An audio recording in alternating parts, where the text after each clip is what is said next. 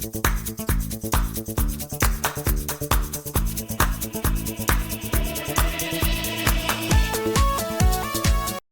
Friends, நான் உங்க SKA பேசுறேன். 2 நிமிடங்களில் ஹெசபல்லாவின் 20 ஆயுத தளங்கள் தாக்கி அழிக்கப்பட்டுள்ளது. ஒரே இரவில் 200க்கும் அதிகமான மிக சக்தி வாய்ந்த ட்ரோன்ஸ் அண்ட் மிசைல்ஸ் பயன்படுத்தி ரஷ்யா உக்ரைனை தாக்கி அழித்துள்ளது. ஆனால் அதே நேரத்தில் அமெரிக்கா மற்றும் பிரிட்டனின் ஏவுகணைகள் ரஷ்யாவில் மழை போல பொழியும் அளவில் தாக்குதல்கள் ரஷ்யாவுக்குள் நடக்கிறது. இந்த போர் தொடங்கி முதல் முறையாக ரஷ்யா தனது நாட்டுக்குள் மிகப்பெரிய ஒரு சேதம் உக்ரைன் தாக்குதலால் நடந்துள்ளதாக அறிக்கை வெளியிட்டுள்ளது. அது உண்மைதானா, இல்லைனா போலந்து பிரிட்டன் போன்ற நாடுகளை தாக்குவதற்காக புட்டின் செய்யும் முன் திட்டமா என்பதை இந்த வீடியோவில் தெளிவாக பார்க்கலாம். இஸ்ரேல் ஹெசபல்லா போர் நிறுத்தப்பட்டுள்ளது. ஆனால் போர் நிறுத்தம் தொடங்கும் 20 நிமிடத்திற்கு முன்பு கூட பீரூட், லெபனானில் இருக்கக்கூடிய பீரூட் முழுவதுமாக இஸ்ரேல் செய்த தாக்குதலும், சிரியா முழுவதுமாக அமெரிக்கா செய்துள்ள தாக்குதலும் சிரியா மற்றும் லெபனானை மொத்தமாக உலுக்கியுள்ளது. சிரியாவின் அதிகமான பகுதிகளில் இருந்த ஈரானின் சொத்துக்களை தாக்கிய அமெரிக்காவின் ஏர் அட்டாக் வரலாற்றில் மிகப்பெரிய ஒரு தாக்குதலாக இருந்தது என்று ஆதாரங்கள் வெளியாக ஆரம்பித்துள்ளது. இன்று இஸ்ரேலின் நேரப்படி சரியாக 4 AM விடியற்காலை 4 மணி என்று சீஸ்ஃபயருக்கான அக்ரிமெண்ட் செய்துவிட்டு, அதோடு போர் நிறுத்தம் என்று சொல்லிவிட்டு, ஒரு பக்கம் இஸ்ரேல் லெபனான் முழுவதுமாக செய்த தாக்குதலும், இன்னொரு பக்கம் அமெரிக்கா சிரியா முழுவதுமாக மிகப்பெரிய ஒரு ஏர் ரைட் செய்து ஈரானின் அதிகமான ஆயுத தளங்களை அழித்துள்ளது. இஸ்ரேலில் இன்று விடியற்காலை 4 AM, அது இந்தியாவின் 7:30 AM அந்த நேரத்தில் போர் நிறுத்தம் செய்யப்பட்டது. ஆனால் இன்று விடியற்காலை 4 மணி வரை தொடர்ந்து தாக்குதல் லெபனான், சிரியா 2 நாடுகளிலும் நடந்துகிட்டே இருந்தது. 14 மாதங்களாக நடந்த மிகப்பெரிய ஒரு போர் முடிவுக்கு வந்துள்ளது. ஆனால் இந்த 14 மாதங்களில் இஸ்ரேல் கடந்த 2 மாதங்களாக மட்டுமே லெபனான் நாட்டுக்குள் புகுந்து தரைப்படை, விமானப்படை என சக்தி வாய்ந்த ஆயுதங்களை பயன்படுத்தி தொடர்ந்து தாக்கியது. ஆனால் இந்த 2 மாதங்களும் செய்யாத அளவுக்கு மிகப்பெரிய ஒரு தாக்குதலை இஸ்ரேலும் அமெரிக்காவும் இன்று விடியற்காலையில் போர் நிறுத்தம் நடப்பதற்கு 20 நிமிடங்களுக்கு முன்பு வரைக்கும் செய்துள்ளார்கள். அதிலும் அந்த 2 நிமிடங்களில் 20 ஆயுத தளங்களை தாக்கியதாக சொல்லப்படும் இஸ்ரேலின் மிகப்பெரிய தாக்குதல் பல வாரங்களாக திட்டமிடப்பட்ட ஒரு பெரிய தாக்குதல் என்று ஆதாரங்கள் வெளியாக ஆரம்பித்துள்ளது. எப்படியோ இஸ்ரேல் ஹெசபல்லா போர் முடிவுக்கு வந்துள்ளது. பட் ஹெசபல்லா சின்ன ஒரு ஆயுத நகர்வை செய்தாலும் இஸ்ரேல் அந்த நிமிடமே போர் விமானங்களை நகர்த்தி ஹெசபல்லாவை தாக்குவதற்கான கம்ப்ளீட் ஃப்ரீடம் ஆஃப் அட்டாக் அப்படின்னு சொல்லுவாங்க. அப்படி ஒரு முடிவு, அப்படி ஒரு ஒப்பந்தம் இந்த போர் முடிவுக்கான ஒப்பந்தத்தில், இந்த சீஸ்ஃபயருக்கான ஒப்பந்தத்தில் சேர்க்கப்பட்டுள்ளது. அது மட்டுமல்ல, அமெரிக்கா இஸ்ரேலுக்கு கொடுத்துள்ள 2 மிகப்பெரிய கமிட்மெண்ட்ஸ், ப்ராமிஸ் என்னன்னு நீங்க பாத்தீங்கன்னா, ஹெசபல்லாவின் ஒவ்வொரு நகர்வு பற்றிய இன்டெலிஜென்ஸ், உளவு டேட்டாக்களை அமெரிக்கா இஸ்ரேலுக்கு கொடுக்கும். 2வது மிகப்பெரிய ப்ராமிஸ், 2வது மிகப்பெரிய கமிட்மெண்ட், எப்போது வேண்டுமானாலும் ஈரானை எதிர்கொள்ள தேவையான உதவியை இஸ்ரேலுக்கு அமெரிக்கா கொடுக்கும் என்ற டீல், அப்படி ஒரு அக்ரிமெண்ட், வாக்குறுதியை ஒரு கடிதம் வழியாக எழுதி அமெரிக்கா இஸ்ரேலுக்கு கொடுத்துள்ளது. அமெரிக்க அதிபர் பைடன் இன்று பேசிய பேச்சில் சொல்லியிருப்பது கொஞ்சம் நம்பும்படியாக இருக்கு அப்படின்னு சொல்லலாம். அவர் சொல்லியிருப்பது, தற்போது நடந்திருக்கும் இந்த போர் நிறுத்தம், இந்த சீஸ்ஃபயர் 2006ஆம் ஆண்டு போருக்கு பிறகு நடந்தது போல கிடையாது. மாறாக தற்போது இஸ்ரேலில் இருக்கக்கூடிய அமெரிக்க ஆயுதங்களும் வீரர்களும் இஸ்ரேல் சார்பாக லெபனான் எல்லைக்கு எதிரில் இஸ்ரேல் எல்லையில் நிறுத்தப்படும். இந்த போர் நிறுத்த விதிமுறைகளை ஹெசபல்லா மீறினால், தாண்டினால் உடனடியாக தாக்குதல் நடக்கும். எனவே 2006ஆம் ஆண்டு போல இல்லாமல் இந்த போர் நிறுத்தம் மொத்த ஃபியூச்சரையே, மொத்த வருங்காலத்தையே, மொத்த இஸ்ரேலின் பாதுகாப்பையே மாற்றக்கூடிய வகையில் இஸ்ரேலுக்கு இனிமேல் வடக்கு பக்கத்தில் எந்த ஒரு பாதுகாப்பு சிக்கலும் இல்லாமல் ஒரு அமைதியான சூழலை உருவாக்கும் அளவுக்கு மிக முக்கியமான ஒரு போர் நிறுத்தமாக இது இருக்கும் அப்படின்னு அமெரிக்க அதிபர் பைடன் பேசியுள்ளார். So what happens to Hezbollah? இனிமே ஹெசபல்லா அவ்வளவுதானா என்று கேட்டால் நீங்க கேட்பீங்க. அப்படி கேட்டால் அவ்வளவுதான், ஏதாவது பெட்டி கடை போட்டு பொழைச்சிக்க வேண்டியதுதான். ஹெசபல்லா இஸ்ரேலின் வடக்கு எல்லை, லெபனானின் தெற்கு எல்லையிலிருந்து நகர்ந்து லிட்டனி ரிவர் தாண்டி செல்ல வேண்டும். இது மியூச்சுவல் சீஸ்ஃபயர். 2 பேருமே போரை நிறுத்த வேண்டும். பட் இஸ்ரேலுக்கு ஆதரவான ஒரு கண்டிஷன், அதாவது இஸ்ரேலின் படை 60 நாட்கள் சவுத் லெபனான் பகுதிக்குள்ளேயே இருக்கும், லெபனான் நாட்டுக்குள்ளேயே இருக்கும். அந்த நேரத்தில் ஹெசபல்லா தீவிரவாதிகள் அந்த எல்லையை விட்டு நீங்கி லிட்டனி ரிவர் தாண்டி செல்ல வேண்டும். அப்படி ஹெசபல்லா பின்வாங்கும் போது லெபனான் நாட்டின் ராணுவம் மற்றும் ஆயுதங்கள் தற்போது ஹெசபல்லா இருக்கக்கூடிய இடத்தில் வந்து லெபனான் நாட்டின் எல்லையை பாதுகாக்கும். எனவே அந்த 2 மாதங்களில் ஹெசபல்லா தீவிரவாதிகளின் நகர்வை நன்கு கவனித்த பிறகு இஸ்ரேலின் வடக்கு மற்றும் கோலன் ஹைட்ஸ் மக்கள் அவர்களுடைய வீடுகளுக்கு திரும்பி வந்த பிறகு அந்த மக்களுக்கு எந்த ஆபத்துமே இல்லை, அவர்களுக்கு எந்த பிரச்சனையுமே இல்லை என்று இஸ்ரேல் படை முடிவு செய்த பிறகுதான் இஸ்ரேலின் படை லெபனானை விட்டு வெளியேறும். அதற்கு 60 நாட்கள். அமெரிக்கா மற்றும் பிரான்ஸ் நாட்டின் படைகள் 2 எல்லையிலும் இந்த 60 நாட்கள் மானிட்டர் செய்யும். இதில் இஸ்ரேல் மெதுவாக லெபனானை விட்டு வெளியேறும். ஆல்மோஸ்ட் 1,00,000 மக்கள், 60,000 இஸ்ரேலிய மக்கள், 40,000 லெபனான் மக்கள் அவர்களுடைய வீடுகளுக்கு திரும்ப முடியும். ஆனால் இஸ்ரேல் நாட்டு மக்களை உடனடியாக அவ்வளவு சீக்கிரமாக அவர்களது வீடுகளுக்கு திரும்ப வேண்டாம் என்று சொல்லியிருந்த போதும் அதிகமான மக்கள் மொத்தமாக இந்த இஸ்ரேலின் வடக்கு பகுதிக்கு அவர்களது வீடுகளுக்கு திரும்பி செல்ல ஆரம்பித்து விட்டதாக செய்திகள், ஆதாரங்கள், படங்கள், வீடியோக்கள் வெளியாக ஆரம்பித்துள்ளது. இந்த போர் நிறுத்தம் 1 வாரம் தாக்கி பிடிக்குமா, 1 மாதம் தாக்கி பிடிக்குமா, யாருக்கு தெரியும்? யாருக்குமே தெரியாது. இப்படிப்பட்ட ஒரு நேரத்துல கூட ஈரான் அவனுடைய வேலை எப்படி காட்டுறான் பாருங்க. இந்த சீஸ்ஃபயர் நடந்தாச்சு, தொடங்கியாச்சு. விடியற் காலை 4 மணிக்கு சீஸ்ஃபயர் தொடங்கிவிட்டது, போர் நிறுத்தம் தொடங்கிவிட்டது அப்படிங்கிற அதிகாரப்பூர்வமான செய்தி வெளிவந்த அடுத்த நிமிடமே ஈரான் சொல்றான், Iran welcomes end of Israeli aggression in Lebanon. அவன் ராக்கெட் விட்டது 1 வருடமாக 14 மாதங்களாக அவன் ராக்கெட் விட்டது பிரச்சனை இல்லை. ஈராக்கிலேருந்து ட்ரோன்ஸ் வந்தது பிரச்சனை இல்லை, சிரியாலேருந்து ட்ரோன்ஸ் வந்தது பிரச்சனை இல்லை, இவன் நூற்றுக்கணக்கான ஏவுகணைகள் அனுப்பினது பிரச்சனை இல்லை. ஆனா இப்போ ஒரு போர் நிறுத்தம் வந்த உடனேயே இந்த ஈரான்காரன் சொல்றான், இப்போவாச்சும் இஸ்ரேலின் கொடுமையான தாக்குதல்களை லெபனான்ல செய்யறது நிறுத்தப்படுறது ரொம்ப வரவேற்க வேண்டிய ஒரு விஷயம் அப்படின்னு ஈரான்காரன் சொல்றான். We retain full freedom of military action against Hezbollah with US, America saying okay. Israel அதிகாரப்பூர்வமாக அறிக்கை வெளியிட்டிருக்கு. இஸ்ரேலுக்கு மொத்த அதிகாரமும் மொத்த சுதந்திரமும் எப்ப வேண்டுமானாலும் ஹெசபல்லா ஏதாவது ஒரு ஆயுத நகர்வோ, தீவிரவாத நகர்வோ, எல்லை நகர்வோ செய்தால் அவர்களை தாக்குவதற்கான எல்லா சுதந்திரமும் எல்லா உரிமையும் இந்த சீஸ்ஃபயர் அக்ரிமெண்ட்ல இஸ்ரேலுக்கு இருக்கு அப்படின்னு இஸ்ரேல் அதிகாரப்பூர்வமான அறிக்கை வெளியிட்டிருக்கு. Officials hope Lebanon truce will isolate Hamas, pave way to deal in Gaza. இப்ப எல்லாருக்குமே புதியதாக வந்திருக்கக்கூடிய மிகப்பெரிய ஒரு நம்பிக்கை இது. இஸ்ரேல் அதிகாரிகளுக்கும் இஸ்ரேல் அரசாங்கத்திற்கும் இஸ்ரேல் மிலிட்டரிக்கும் உண்டு இந்த நம்பிக்கை. இந்த லெபனன் சீஸ்ஃபயர் வந்த காரணத்தினால ஓரளவுக்கு ஹமாஸ் தனிமைப்படுத்தப்படும். அப்படி தனிமைப்படுத்தப்படும் போது கண்டிப்பாக அவனும் வழிக்கு வந்து காசாவில் ஒரு சீஸ்ஃபயர், ஒரு போர் நிறுத்தம் வேண்டும் அப்படின்னு பேசுவான் அப்படிங்கிற நம்பிக்கை சர்வதேச அளவிலும் இருக்கு, இஸ்ரேலிலும் இருக்கு. அதற்கு காரணம் இருக்கு மை டியர் ஃப்ரெண்ட்ஸ். இந்த 14 மாதங்களாக உங்களுக்கு நல்ல ஞாபகம் இருக்கா? இந்த 14 மாதங்களாக ஹெசபல்லா தாக்குதல் செய்வதற்கான மிக முக்கியமான காரணமே, நீங்க ஹமாஸ் அல்லது காசாவில் தாக்குதல் செய்வதை நிறுத்தினால் மட்டும்தான் நாங்க இந்த தாக்குதலை நிறுத்துவோம், நாங்க இந்த ராக்கெட் தாக்குதல் செய்வதற்கு காரணமே நீங்க காசாவில் செய்யக்கூடிய தாக்குதல் தான் அப்படின்னு பேசின ஹெசபல்லா இன்னைக்கு போர் நிறுத்தத்திற்கு வந்திருக்கான். காசால எல்லாம் முடிஞ்சிருச்சா? காசாவில் இருக்கக்கூடிய ஹாஸ்டேஜஸ் திரும்ப வந்துட்டாங்களா? வெஸ்ட் பேங்க்ல அல்லது காசா ஸ்ட்ரிப்ல செய்யக்கூடிய மிகப்பெரிய தாக்குதல்களை இஸ்ரேல் நிறுத்திடுச்சா? இல்லைல்ல. பட் ஹெசபல்லா நிறுத்திட்டான்ல. அப்படின்னு என்ன அர்த்தம்? ஹமாஸ் தனிமைப்படுத்தப்பட்டிருக்குன்னு தானே அர்த்தம். அது இஸ்ரேலுக்கு மிகப்பெரிய ஒரு அட்வான்டேஜ். ஆனா இப்ப உண்மையிலேயே பாத்தீங்கன்னா இஸ்ரேலுக்குள்ள அதிகமான பிரச்சனைகள் இருக்கு.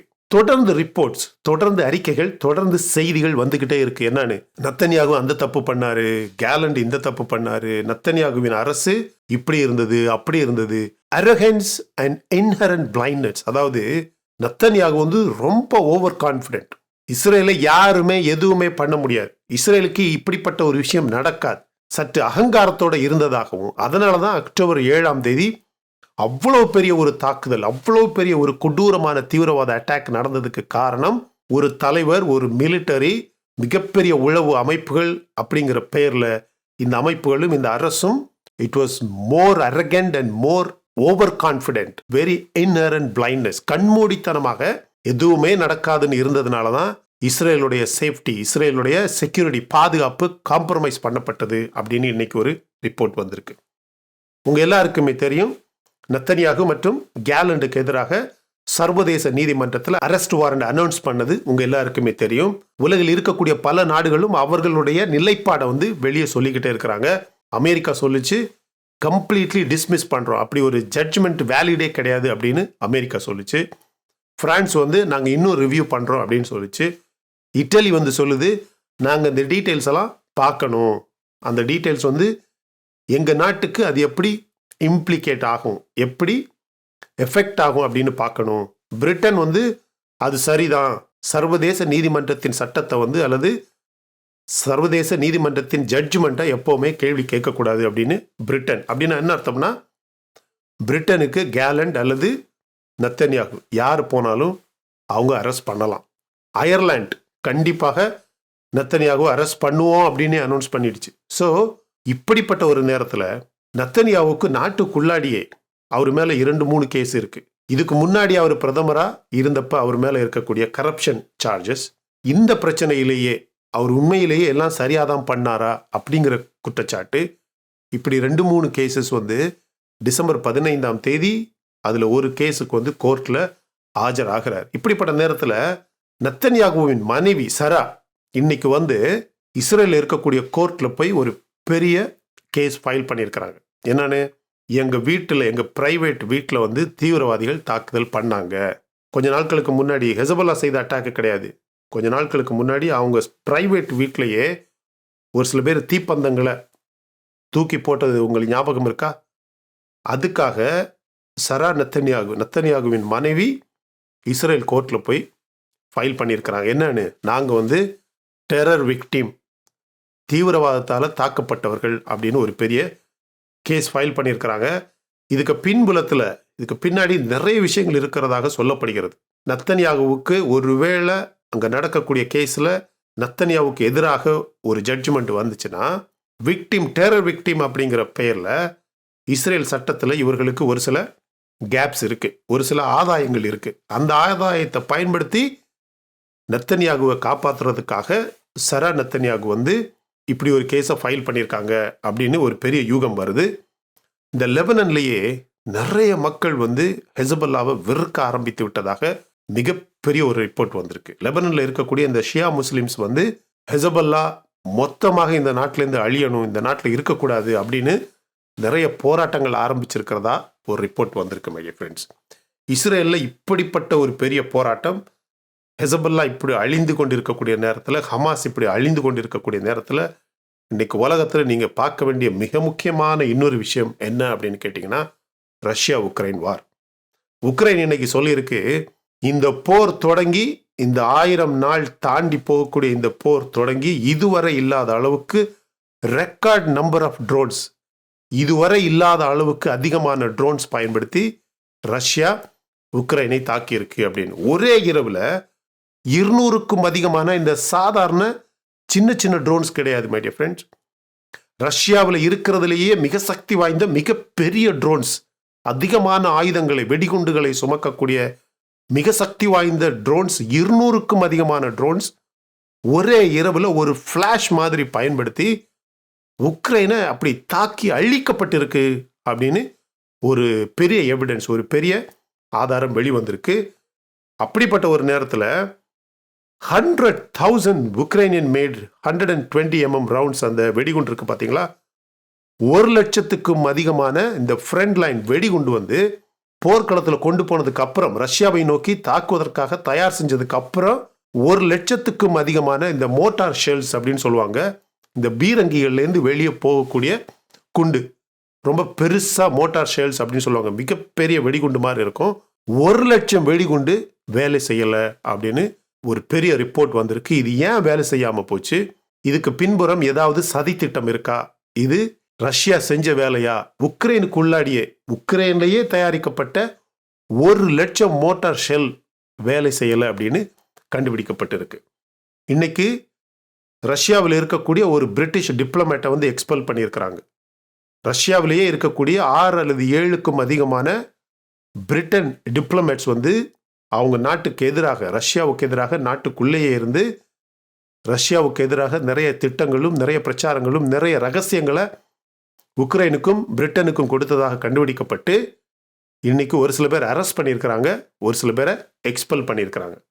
ரஷ்யா இன்னைக்கும் சொல்லுது, தொடர்ந்து உக்ரைன் வந்து அமெரிக்கா கொடுத்த ஆயுதங்களை பயன்படுத்தி, முக்கியமாக ஏவுகணைகளை பயன்படுத்தி ரஷ்யாவுக்கு உள்ள தாக்குதல் நடத்திருக்கு. ரஷ்யா கண்டிப்பாக இதற்கு பழி வாங்கும். இன்னைக்கு தாங்க முதல் முறையாக ரஷ்யா ஒரு ரிப்போர்ட் வெளியிட்டிருக்கு. உக்ரைன் பயன்படுத்தி, அமெரிக்காவின் ஏவுகணைகளை பயன்படுத்தி உக்ரைன் செய்த தாக்குதலில் ரஷ்யாவுக்குள்ளாடி முதல் முறையாக பாதிப்புகள், அதாவது சேதங்கள் ஏற்பட்டிருக்கு அப்படின்னு இந்த போர் தொடங்கி இப்போத்தான் முதல் முறையாக ரஷ்யா சொல்லுது. ஆனால் அதை பழி வாங்குவதற்கு ரஷ்யா எந்த மாதிரியான ஆயுதங்களை பயன்படுத்தி தாக்குது தெரியுமா? இந்த ஒரு வாரமும் ரஷ்யா செய்யக்கூடிய தாக்குதல்கள் எல்லாமே மிக பயங்கரமான கொடுமையான தாக்குதல்கள் அப்படின்னு சொல்லலாம். ரஷ்யா பயன்படுத்தக்கூடிய ஏவுகணைகளாக இருந்தாலும் சரி, ட்ரோன்ஸாக இருந்தாலும் சரி, பாம்பர்ஸ் பயன்படுத்தி வெடிகுண்டுகளை டிராப் பண்ணுது பார்த்தீங்களா, அந்த தாக்குதல்களாக இருந்தாலும் சரி, உக்ரைனின் எந்த கிரிட்டிக்கல் இன்ஃப்ராஸ்ட்ரக்சராக இருந்தாலும் எதுன்னு பார்க்காமலேயே மக்கள் வாழ்றாங்களோ இல்லையோ, அது பெரிய ஆயுத கிடங்கோ பெரிய இன்ஃப்ராஸ்ட்ரக்சரோ எதையுமே பார்க்காம தொடர்ந்து தாக்கிக்கிட்டே இருக்கு மை டியர் ஃப்ரெண்ட்ஸ். நீங்கள் பாருங்க, ஒரு பக்கத்தில் அமெரிக்கா தொடர்ந்து உக்ரைனுக்கு தேவையான பாதுகாப்பாக இருந்தாலும் சரி, ஆயுதங்களாக இருந்தாலும் சரி, ரொம்ப வேகமாக, பணமாக இருந்தாலும் ரொம்ப வேகமாக அதிகரிச்சுக்கிட்டே இருக்கு. ஏன்னா அடுத்த 30 நாட்களில் அமெரிக்காவால் உக்ரைனுக்கு என்னென்ன உதவிகள் செய்ய முடியுமோ அதெல்லாமே செஞ்சு முடிக்கணும். அப்போ தான் ட்ரம்ப் வர்றதுக்கு முன்னாடி இவங்களுக்கு அதிகாரப்பூர்வமாக, ஆதாரப்பூர்வமாக ஏதாவது ஒரு அப்பர் ஹேண்ட் கிடைக்கும் அப்படின்னு. இன்னைக்கு ரஷ்யாவிலேருந்து வெளிவந்திருக்கக்கூடிய ஒரு பெரிய ரிப்போர்ட்டை பாருங்க. அமெரிக்காவின் ஆயுதங்களை பயன்படுத்தி தொடர்ந்து உக்ரைன் வந்து தாக்கிக்கிட்டே இருந்துச்சுன்னா, அணு ஆயுதத்தை பயன்படுத்துறது மட்டுமல்லாமல் உக்ரைனில் எந்தெந்த பகுதிகளில் யார் இருக்காங்க, என்ன ஃபெசிலிட்டிஸ் இருக்கு அப்படின்னு எதையுமே பார்க்காம, பொதுவாக போர் தர்மம் அப்படின்னு ஒரு விஷயத்தில் என்னன்னா, அது ஒரு சில இன்ஃப்ராஸ்ட்ரக்சரை வந்து அட்டாக் பண்ணக்கூடாது, ஒரு சில மானுமெண்ட்ஸ், அந்த தேசத்தில் ரொம்ப முக்கியமான உலக அளவில் சர்வதேச அளவில் முக்கியத்துவம் வாய்ந்த இடங்களை வந்து தாக்கக்கூடாது. ஃபார் எக்ஸாம்பிள், இந்தியாவுக்கு தாஜ்மஹால் அப்படின்னு ஒரு எக்ஸாம்பிள் எடுத்துக்கிட்டிங்கன்னா, குதுப் மினார் அப்படின்னு ஒரு எக்ஸாம்பிள் எடுத்துக்கிட்டிங்கன்னா, ரெட் ஃபோர்ட் அப்படின்னு ஒரு எக்ஸாம்பிள் எடுத்துக்கிட்டிங்கன்னா, நம்ம கன்னியாகுமரியில் இருக்கக்கூடிய திருவள்ளுவர் ஸ்டாச்சு அதை எடுத்துக்கிட்டிங்கன்னா, இந்த மாதிரி தேசத்தில் புகழ்பெற்ற, உலக அளவில் சர்வதேச அளவில் புகழ்பெற்ற இடங்களை வந்து தாக்கக்கூடாது அப்படின்னு ஒரு போர் தர்மம் இருக்குது. ஒரு சில நியூக்ளியர் ஃபெசிலிட்டிஸை தாக்கக்கூடாது, ஒரு சில டேம்ஸ் அல்லது பிரிட்ஜஸை வந்து தாக்கக்கூடாது, ஒரு சில ஸ்டாச்சுஸ், ஒரு சில டெம்பிள்ஸ், ஒரு சில சர்ச்சஸ், ஒரு சில மாஸ்க் அப்படின்னு தாக்கக்கூடாது. ஆனால் ரஷ்யா இன்னைக்கு வெளியிட்டிருக்க ரிப்போர்ட்டில் என்ன சொல்லியிருக்குன்னா, அமெரிக்கா கொடுத்த ஆயுதங்களை பயன்படுத்தி தொடர்ந்து உக்ரைன் தாக்கிக்கிட்டே இருந்துச்சுன்னா, அமெரிக்காவின் ஆயுதங்கள் போலண்டில் இருக்கு, அதையும் தாக்குவோம். பிரிட்டன்லேருந்து எந்த நகர்வு, ஆயுத நகர்வு உக்ரைனை நோக்கி நடந்தாலும் பிரிட்டனையும் தாக்குவோம் அப்படின்னு இன்னைக்கு ரஷ்யா மிக முக்கியமான ஒரு ரிப்போர்ட் வெளியிட்டிருக்கு மை டியர் ஃப்ரெண்ட்ஸ். நீங்களே சொல்லுங்க, இந்த போர் எதை நோக்கி போகுது? கொஞ்சம் நல்லா யோசிச்சு பாருங்க. உண்மையிலேயே ரஷ்யாவின் புட்டின் கடந்த ஒரு வாரமாக 10 நாட்களாக உக்ரைனில் செய்யக்கூடிய எல்லா தாக்குதல்களுமே அதனுடைய பின்புலம், அதனுடைய உண்மையான அர்த்தம் என்ன அப்படின்னு நீங்க பார்த்தீங்கன்னா ஒரு விஷயம் உங்களுக்கு நல்லாகவே புரியும்.